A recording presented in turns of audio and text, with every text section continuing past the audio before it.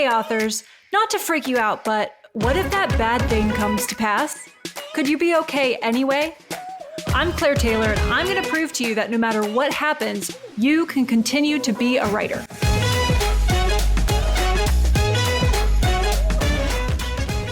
Welcome back to another episode of What If for Authors. I'm glad you're here. My name is Claire Taylor, and I'm an Enneagram certified coach for authors as well as a humor and mystery writer. My latest book, Sustain Your Author Career, is all about how to root out the unsustainable practices in our writing life and how to spot the right opportunities for us when they come along.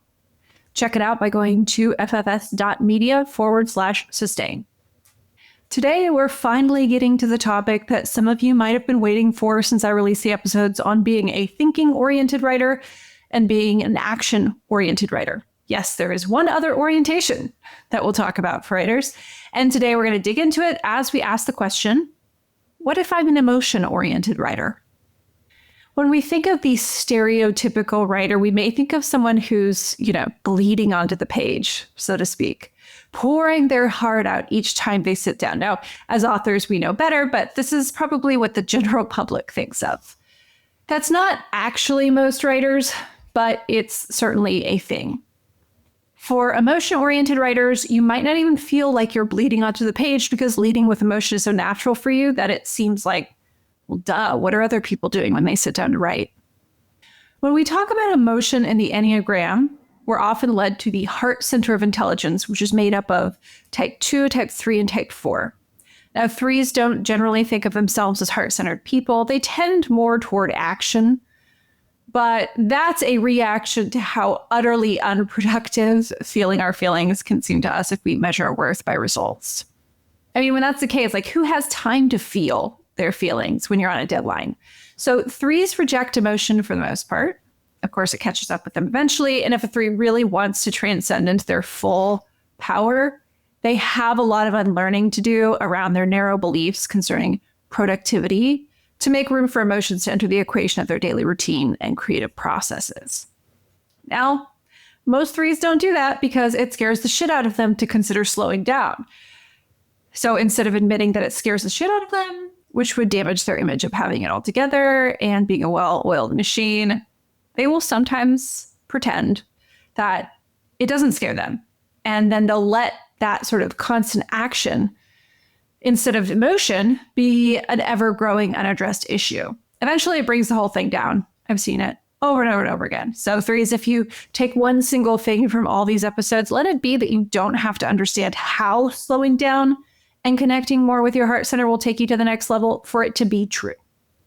American society and capitalism in general rewards so many average and unhealthy behaviors of the 3 that generally this type stays stuck in average and low levels of health. As a result of that, we rarely get to see healthy 3s in the wild. So if you want to stand out 3, which I know you do, this is the path to it. Slow down. It seems counterintuitive, but slowing down and feeling those feelings and incorporating them, integrating them into your process is the path to that big success that you've been looking for. Type 2s and type 4s are much more obviously feeling-oriented types. So 2s, these are the helpers. They tend to feel more comfortable in the world of other people's emotions. And 4s, the individualists, tend to feel more comfortable in the world of their own emotions. Now, these approaches both have gifts and drawbacks that come from them. So if you're a 2 and you ignore your needs and emotions too much, what can happen is that you start to project them onto other people and try to respond to your emotions in that way, try to tend to them through other people. It doesn't work. It doesn't work no matter how hard you try. And the result is often very subconscious emotional manipulation of other people via people pleasing. This will trip up your writing life in a heartbeat as you think about how everyone else will feel about your book. Unfortunately, not everyone else will feel the way you want about any given book. So the people pleasing tendency starts to go haywire, which makes getting the words down really difficult if that's a pattern that you have. But when 2s start to tend to their own emotion, they really unlock a world of self-healing that shines through in the books and makes it easier for them to decide what to write next. They start by pleasing themselves, confident that the result will please some people, and those are the right people. Fours can become so interested in their own emotions that they get caught in a cycle of trying to express something truly unique. And this can turn into overcomplicating and obfuscating what universal thing wants to be expressed through the writing. By turning their attention more often to the emotions of others, type 4, the individualist, will start to find those interesting universal emotions and experiences to depict in their book with their unique voice layered over it, of course. So it's still unique. It's just also universal. Without tuning into the emotions of others, the 4's writing can feel a little bit like, aren't I special? Tell me how special I am. And that's like, why would others want to read that? I hate to be so blunt, but sometimes, you got to hear it. So just because a type isn't in the heart center doesn't mean that it can't be an emotion-oriented writer. For instance, I find a lot of 6s, 7s, and 9s tend to be emotion-oriented in their writing. And you might be thinking, 6s, really? Yeah, I've noticed a sort of weird trend where a lot of authors who are 6s will mistype themselves as 4s. So this sort of emotional orientation is probably why. The doubt that 6s get stuck in, the self-doubt, doubting of others, that can create a torrent of emotions. And often at the heart of it is fear and doubt, but it can be an overwhelmingly emotional experience. Now, that's not the same deep emotions that we see with the 4s, but it can make 6s emotion-oriented writers all the same. Their protagonists will tend to be full of doubt and wondering who they can trust as well. So you can, if you're not sure if you're a 4 or 6, take a look at the protagonists you've been writing. 7s can be extremely passionate about a lot of things, and those are the emotions that they often bring. So if you're a self-preservation 7, for instance, that's a subtype of 7, the enthusiast. This subtype, the self-preservation 7, is sometimes called a network subtype, so you're likely to focus on your social connection with others, and this can bring you more into the world of emotion. There are a lot of emotions that you won't feel comfortable bringing into your books and your writing life, but you can still be an emotionally oriented writer as a 7 or as, specifically a network subtype. But 1-to-1 7's the fascination subtype. Also very much, they look like 4s sometimes because they're in this sort of fantasy. They like to find the weird, odd things, but they like it for the sense of novelty more so than the 4 is looking for a sense of identity. And then 9s tend to be emotional oriented writers as well. So the attunement of a 9 to emotions is usually a result of wanting to monitor everyone's emotions to diffuse those that may be on the verge of leading to open conflict. So 9s get quite skilled at that kind of emotional work, and you can really feel it in their writing. They're clued into other people's worlds. When it comes to their own emotions, it's really only the more peaceful ones that are allowed free rein for the 9, the peacemaker. Things like anger, disgust, or even ecstatic joy pose a possible disruption to things and are sort of held at bay. Now, this also comes through in the writing. Okay, so if you're an emotion-oriented writer who writes your characters from what they're feeling outward, you probably don't need as in-depth of a character sketch ahead of your first draft. That might actually trip you up if you assign things to the character that turn out to be emotionally incoherent as you write. You don't want to block your progress by realizing in a scene that the outline had a character getting pissed and storming off, when your emotional attunement is telling you that they were actually shut down and withdraw into themselves instead.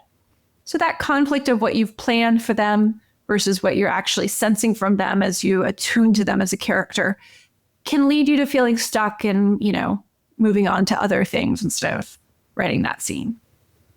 You may also encounter an editor that tells you to pull back on the melodrama. And while you could always take a step back and ask yourself if you fill the pages with so much emotion that nothing is externally happening, you might also consider the benefits of writing melodrama. So romantasy, that's a subgenre where the authors who write the best melodrama tend to sell the most.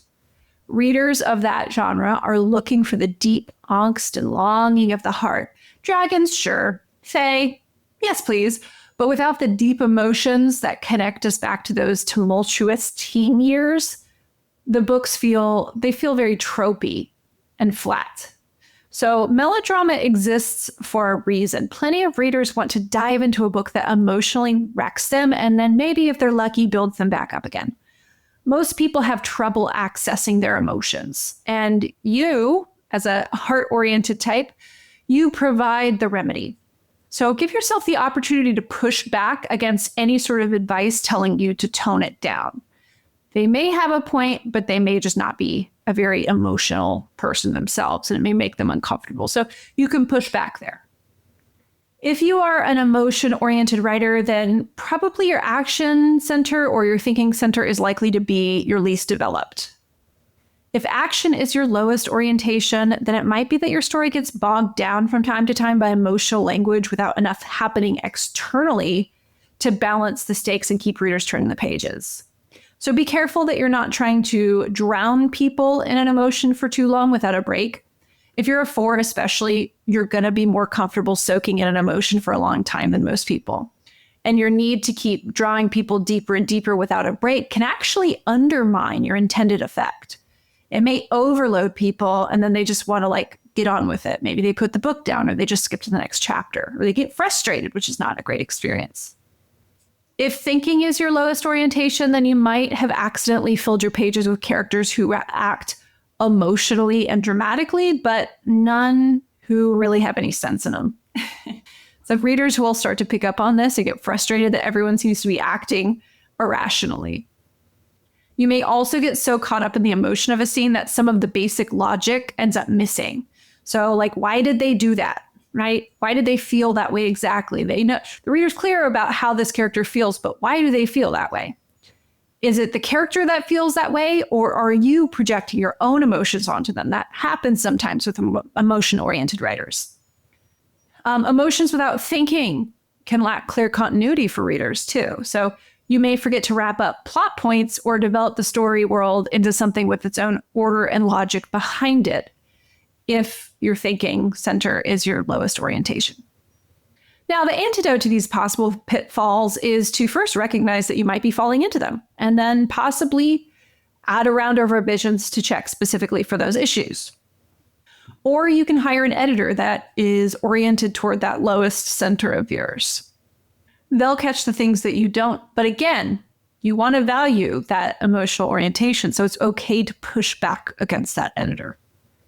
Insofar as your writing process, emotion-oriented writers can sometimes let those emotions dictate when they can and cannot write, to an extreme that it becomes a problem for meeting deadlines or finishing the manuscript. I mean, sometimes you just have an absolute shit day no matter who you are, and you can give yourself a little bit of compassion and, let it not be a writing day. That's okay. That's not what I'm talking about here. I'm talking about when it becomes a problem.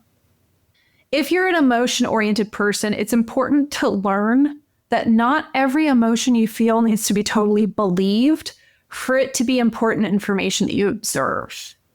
So feeling victimized isn't marching orders to strike back, right? Feeling inadequate doesn't mean that you're not qualified for the task. Feeling resentful doesn't mean that you've necessarily been wronged, right? Our emotions are this sort of chemical reaction between what we perceive in the world, our beliefs about how the world works and our place in it, and everything that has ever happened to us leading up to that moment. For example, if you sit down to write and you feel like, oh, what's the point? I can never do this idea justice. That doesn't mean it's true. That doesn't mean the emotion is true, right? It's valid that you felt it, but it doesn't necessarily mean that the thought associated with it is true. And it doesn't mean that it would be harmful for you to try to write the damn book anyway. You feel inadequate. That is a product of a chemical reaction inside of you. What beliefs are behind it? Maybe you believe that real writers are already up to the challenge before they start, or that if you were talented enough, you wouldn't feel this way. Maybe you believe that you should be able to nail it on the first draft. Now, none of that is strictly true, but that doesn't mean that it won't lead to that emotion of inadequacy. Whereas thinking-centered people generally need to learn the skill of feeling an emotion rather than thinking about it, your crucial skill as an emotion-oriented person is to develop discernment about which emotions aren't worth taking the time to sit in and ought to be noted, deconstructed, and then set aside. Meanwhile, there are probably emotions that you experience frequently that are calling you to action, but you're not listening. So those emotions will keep coming back. Emotions aren't reality, but they are important information that helps us connect more to reality. So for example, let's say you sit down and write and you're feeling resentful that you only have half the time you'd planned for writing because your stupid husband can never be bothered to create a system where he puts his things in a specific place. So he couldn't find his cell phone this morning and was getting angry and worked up about it because it was making him late to work, right? So you went and helped him find it. And by the time he was at the door, your writing time had been eaten up. You resent him for that. So let's hit pause because there are multiple paths forward when we meet the emotion of resentment. We can decide that we'll make the other person pay for the way we feel, maybe with passive aggression or other forms of punishment. Now, this will hurt the relationship, not strengthen it. But when we're considering it as an option, we're not usually thinking about that. We're thinking about control, trying to regain control, not strengthening connection. Another option is you can do nothing about this resentment and let it build until you explode with it. You can maybe try to force the other person to do things differently so you stop feeling resentful. All of these things are externalizing the problem, assuming the issue of your emotion is the result of another person's action and not a chemical reaction inside of you. So there is another option, and it's a less pleasant one, but more emotionally mature one. And that's asking yourself what actions you need to take for yourself to protect from letting things get this far again. That might look like doing less for the other person. Don't help him find his cell phone next time. Maybe even express to him, because expression is really important when it comes to managing emotions in the sort of anger family. Maybe even express to him that his grunting and frustration is interfering with your ability to focus on your writing. Then decide how you will meet your needs next time he does that, even if he doesn't like the way you do so, right? This is not telling him what he needs to do and making sure that, well, if he doesn't do it, then I guess it just won't get done. This is you telling yourself what you need and enforcing that with yourself next time. So this could be closing the door when he's making a fuss or going to work outside the house somewhere. And when you do that, be sure to buy yourself a nice coffee or tea or something to make it a better situation than the one you have at home so you don't resent the time spent moving somewhere else. Resentment is a call to action from the person feeling it, not justification to punish others. But when we're in it, if we completely believe that emotion, we might not take the action needed to keep it from visiting us every morning. Resentment isn't the only emotion like this, of course. There are a lot of others that are calling not for you to sit in them and stew on them, but calling for you to step back and examine what beliefs you have that are causing them and what healthy, productive action they're calling for you to take. So sometimes we don't want to take the action that our emotions are calling us to take because it pokes at our core fear. So maybe the action the emotion is calling for would lead you to disappointing or upsetting people. If one of your patterns is people pleasing, then the idea of action that will cause people to be mad or dislike you will be terrifying. That does not mean it's not the healthiest course of action for you and your well-being. When an emotion calls us to action, but we refuse the action, we end up stuck with a lot of that emotion. It just keeps coming back. The emotion of loneliness, for instance, may be calling us to take a risk and meet new people, some of whom we'll have conflict with or who may not like us. Loneliness often calls us to reconnect with parts of ourselves that we've cut off or stifled, which can be a really scary thing to do. You cut off those parts of yourself for a reason that made sense to you at the time, right? Sometimes loneliness is actually a call to end a relationship with someone who is breadcrumbing or neglecting you, to make space for a relationship with someone who is ready to connect deeply with you and make you feel truly seen and important. But all of that shit is scary. All of the action that loneliness is calling you to take is scary. It doesn't change the reality of what you're being called to do by the loneliness, though. Even if you're an emotion-oriented writer, there will undoubtedly be emotions that you're not comfortable feeling, and therefore you suppress or avoid them. So sometimes the emotions are darker ones, like embarrassment or remorse, but sometimes they're lighter ones, like joy and excitement. An emotionally healthy individual isn't someone who feels the quote-unquote good emotions only. There's someone who can feel all the emotions without running away and can observe those emotions and validate them without automatically believing them and discern what action the emotion is calling for. And then, of course, take that action. What I love about emotions is that they push us toward our higher self. Things like loneliness, sadness, and overwhelm push us toward connection with others if we know how to interpret them. Things like joy, amusement, and awe remind us what's waiting for us when we get out of bed each morning. Anger, irritation, and resentment call us to establish boundaries to protect ourselves and others from harm. Now, all of these emotions can also call for us to try to control other people instead. But if we take that off the menu, trying to control others so that we don't have to deal with our own emotions, then those emotions call us toward healthier things.